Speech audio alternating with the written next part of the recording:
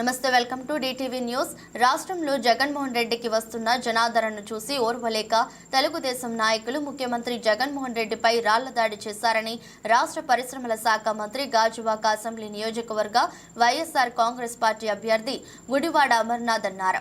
సోమవారం విశాఖలో ఆయన మీడియాతో మాట్లాడుతూ ఆదివారం గాజువాకలో జరిగిన బహిరంగ సభలో చంద్రబాబు జగన్మోహన్ రెడ్డిపై వైసీపీ ప్రభుత్వం మీద చేసిన విమర్శలను తీవ్రంగా ఖండించారు.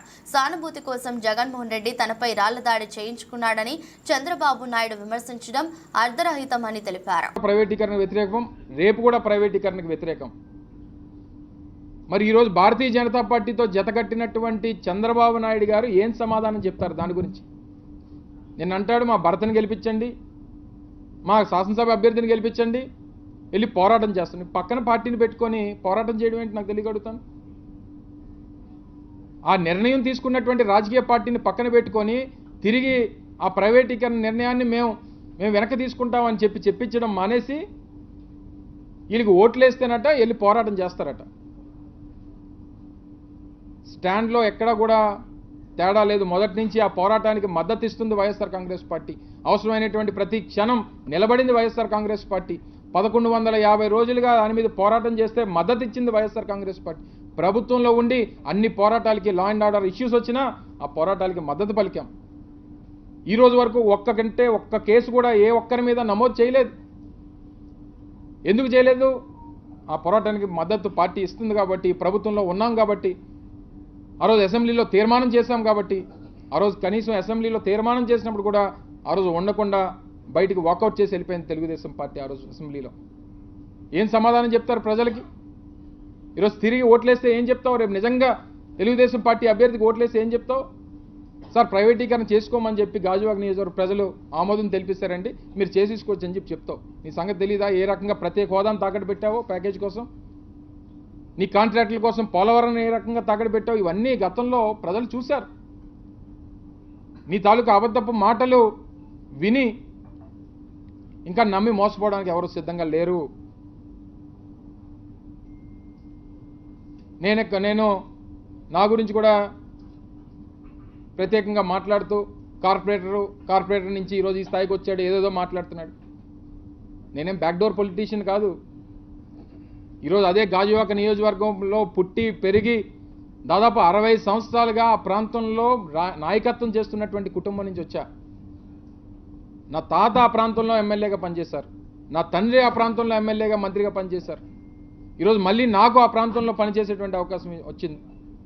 ఈరోజు గాజువాక నియోజకవర్గంలో ఏ ప్రాంతానికి వెళ్ళినా, ఏ గ్రామానికి వెళ్ళినా అక్కడ మేము చేసినటువంటి అభివృద్ధి కార్యక్రమాలు, స్కూల్ బిల్డింగ్ల నిర్మాణం దగ్గర నుంచి, కమ్యూనిటీ హాల్స్ నిర్మాణాల దగ్గర నుంచి, తుఫాన్ షెల్టర్కి సంబంధించి ఇళ్ల పట్టాలు మంజూరు చేసినటువంటి సందర్భం నుంచి, హౌసింగ్ నిర్మించేటువంటి కార్యక్రమాల దగ్గర నుంచి ఎన్నో అభివృద్ధి కార్యక్రమాలు ఆ ప్రాంతానికి చేసినటువంటి కార్యక్రమం. ఈరోజు గాజువాక నియోజకవర్గం ఈరోజు ఒక పారిశ్రామిక ప్రాంతంగా ఈరోజు అవతరించిందంటే ఆ రోజు దానికి పునాదులు వేసినటువంటిది దాంట్లో ఒక కుటుంబం, మా కుటుంబం. ఎందుకంటే BHELకి ఇప్పుడున్నటువంటి BHEL, అప్పుడు BHPVకి భూములు ఇచ్చింది మేము. ఇప్పుడున్నటువంటి ఇండస్ట్రియల్ ఎస్టేట్కి భూములు ఇచ్చింది. హిందుస్థాన్ జింక్కి భూములు ఇచ్చినటువంటి దాంట్లో ప్రధానమైనటువంటి పాత్ర పోషించింది. స్టీల్ ప్లాంట్కి భూములు ఇచ్చినటువంటి దాంట్లో ఈరోజు పారిశ్రామికంగా ఆ ప్రాంతం ఎదిగిందనంటే వాటిల్లో ఆ పునాదుల్లో ఉన్నటువంటి కష్టంలో ఉన్నటువంటి కుటుంబం నుంచి వచ్చినటువంటి వ్యక్తులు. నీలాగా, నీ కొడుకులాగా వెన్నుపోటు పొడిస్తే మేమేమి మా మంత్రులను ఎమ్మెల్యేలు అయిపోలేదు, లేకపోతే నీలాగా వెన్నుపోటు పొడిస్తే ముఖ్యమంత్రులు అయిపోలేదు, లేదా నీ కొడుకులాగా నువ్వు ముఖ్యమంత్రి కాబట్టి నీ కొడుకుని తీసుకుని వచ్చి మంత్రిని ఎలా ఏ రకంగా చేసుకున్నావు ఆ రకంగా అయిపోలేదు. కష్టపడి పనిచేసి గ్రాస్ రూట్ లెవెల్ నుంచి కష్టాన్ని, బాధల్ని, ఇబ్బందుల్ని, సమాజం పడుతున్నటువంటి ఇబ్బందుల్ని, సొసైటీకి కావాల్సినటువంటి అవసరాల్ని గుర్తించి ఈరోజు రాజకీయాల్లోకి వచ్చి ఈరోజు ఈ స్థానానికి వచ్చాం. ఈరోజు ఇవన్నీ మర్చిపోయి ఏది పడితే అది మాట్లాడేస్తావు. నీ కొడుకేమో ఒక రకం, నువ్వు ఒక రకం, ఏది పడితే అది మాట్లాడతారు. ఈరోజు BHPV ఆ రోజు విలీనం అయిపోతుంటే 99-2004 మధ్యలో దాన్ని అమ్మేద్దామని చెప్పి ప్రయత్నం చేస్తే కాపాడింది రాజశేఖర రెడ్డి గారు. మా ఇంటి పక్కన ఉన్నటువంటి జింక్ని అయితే ఆ రోజు అమ్మేశావు. ఆ రోజు ఎన్డీఏ కన్వీనర్, దేశానికే ఎన్డీఏ కన్వీనర్ నువ్వు. మరి ఆ రోజు ఏం చేసావు? డిజిన్వెస్ట్మెంట్.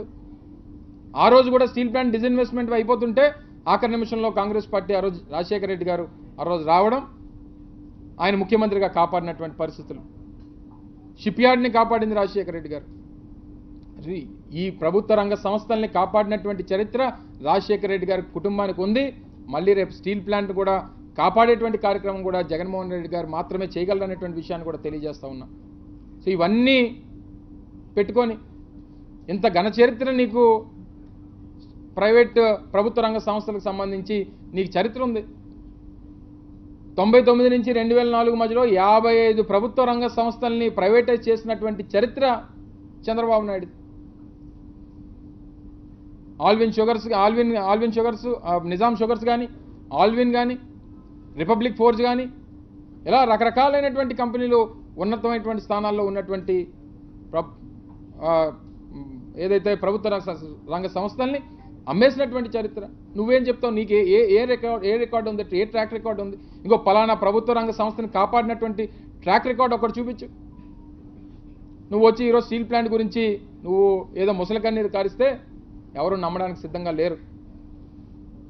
సో ఇవన్నీ కూడా దయచేసి గమనించమని చెప్పి కోరుతా ఉన్నాం. ఇవన్నీ విషయాలన్నింటినీ కూడా ప్రజల్లోకి తీసుకెళ్ళాలి.